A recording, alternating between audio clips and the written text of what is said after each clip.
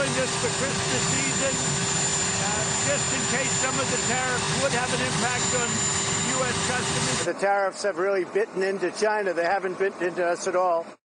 President Trump this week on his handling of the U.S.-China trade war. And it's time now for our Sunday group. Jason Chaffetz, former Republican congressman, Juan Williams, Fox News political analyst, Ann Guerin of the Washington Post, and Senator Mitch McConnell's former chief of staff, Josh Holmes. And let's go to you. You heard Larry Kudlow just now. He doesn't think there's a recession coming. Is that the general view of people inside the White House? Well, there's a division of opinion within the White House on the economic signs that really have been coming for a couple of months, but crystallized over the last couple of weeks.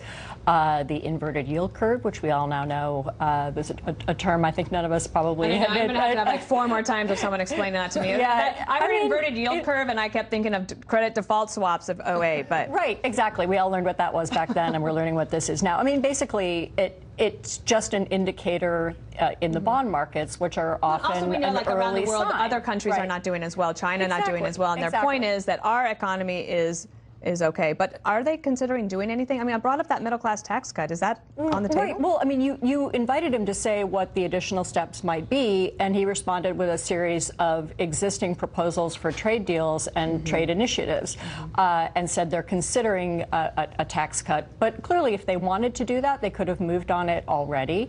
That's still under consideration. He's right. Our sources tell us that the White House is looking at other ways that they can juice the economy a little bit, add to the stimulus, but Trump is running out of options to do that. He's really already used most of the things that are within his immediate executive control. Jason, what do Republicans want the president to do on the economy? They wanted him to talk about it a lot leading into 2018. The economy is good in America.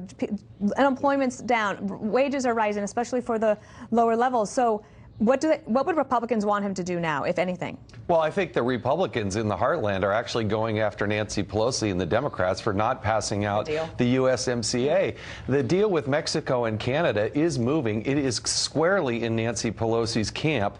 And I do think Republicans need to turn up the heat on her and say, look, this deal is here. It's ready to go. Farmers want it. Business interests want it. And it's really in her camp, not Donald Trump's camp. He's done everything he can to reduce regulation, cut taxes. Can they do anything more to put their shoulder, does the president need to put his shoulder behind this deal even more and say we got to get this done? Oh, yeah. They need to ratchet it up. I mean, I've been watching what Joni Ernst and Kim Reynolds in Iowa have been doing. They've been doing it on the ground. Grassley's going around Iowa doing that. But we all know it has to happen from the White House. But the presidential candidates also need to be asked this question, and somehow the media doesn't even ask them that question. Juan, the president, Larry Kudlow really wanted to talk about China.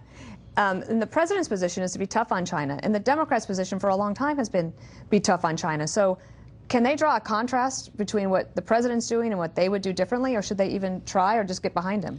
No, I mean, look, I think most Americans, including Democrats, want to confront China on their trade policies. Clearly, what they've done in terms of stealing intellectual property, the uneven playing field for our goods going into China, there's a need for this. But I think Trump's brutish approach is the problem. I mean, it's not just Democrats who say, hey, this guy is inartful. The Wall Street Journal has said that. He's then attacked the Wall Street Journal at a rally this week. But I think that what you see here is that Trump's unpredictability, Dana, then risks global recession. And you can't do that. I mean, clearly, unpredictability is something that really scares Wall Street because it depresses the likelihood of capital investment, which is necessary for stock growth. So, Josh, is unpredictability an asset or a liability for the president? And also, for the Democrats, we covered this pretty closely. What is their compelling economic message as a contrast to that President Trump is providing? Yeah, well, I'll start with that piece. I don't think they have one. As long as the economy is good, everything that Democrats in 2020 stage are talking about are fundamentally opposed to where the American people are. I mean, you don't want to restructure an economy that's working for most people. On the first piece, unpredictability, I think the answer is both. It is extremely good for negotiation purposes. I think they've got China basically confused about how they get out of this because, of course, their economy needs a solution to this as much as ours does. But on the market side of things, it's not great, right? I mean, you can see the markets react to this sort of ongoing lack of clarity about where the off-ramp is to China. So I think they've got to do that. The other thing, to Jason's point earlier, they have a multifaceted approach to what we're doing. Nancy Pelosi's not going to pass tax cuts for the American people, period. But she might, under enough pressure, pass something like USMCA, which will have a huge impact on American consumers. But I think the trade war aspect of this is what I was getting at is not helping. We're not winning because, look, the president has had to delay even the tariffs. He says, we're not paying for the tariffs, China's paying. Well, then now he says, I'm delaying the tariffs because guess what? It's going to drive up consumer costs going into the holiday season. That's not good for Americans' economy.